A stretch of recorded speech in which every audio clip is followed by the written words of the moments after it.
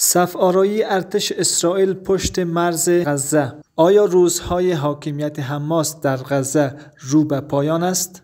بینندگان عزیز، به این ساعت خبری خوش آمدید. کل نوار غزه در محاصره است. انتقال آب و برق از اسرائیل متوقف شده و عبور کالاهای مانند مواد خوراکی و سوخت از مرز متوقف شده است.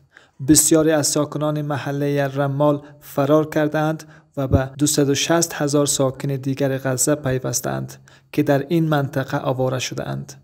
مقام‌های فلسطینی می‌گویند که بیش از 1200 نفر در حملات متقابل اسرائیل کشته شده‌اند، در حالی که جستجو در میان خرابه‌ها و زیر آوار ساختمان‌ها ادامه دارد.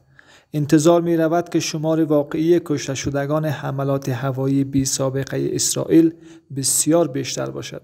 گروگان‌هایی که حماس روز شنبه در حمله به اسرائیل گرفت جایی در نوار غزه هستند، اما به نظر نمی رسد که این گروگانگیری مانع از عملیات زمینی نیروهای ارتش اسرائیل شود.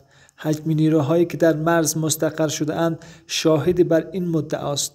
از سال 2014 حماس شبکه‌های تونلی گسترده حفر کرده که عمق بعضی از آنها به 30 تا 40 متر زیر زمین می رسد و حتی سکوهای پرتاب راکت را زیر زمین پنهان کرده است. درگیری‌های سنگینی که بعد از حمله زمینی رخ می‌دهد می‌تواند تعداد بیشماری از غیر نظامیان فلسطینی را بکشد و کشته‌هایی که این حمله به جا می‌گذارد در کنار کسانی که در بمباران جانشان را از دست داده‌اند می‌تواند آخرین سطر از داستان حاکمیت جنبش حماس بر نوار غزه را رقم بزند که از سال 2007 آغاز شده بود.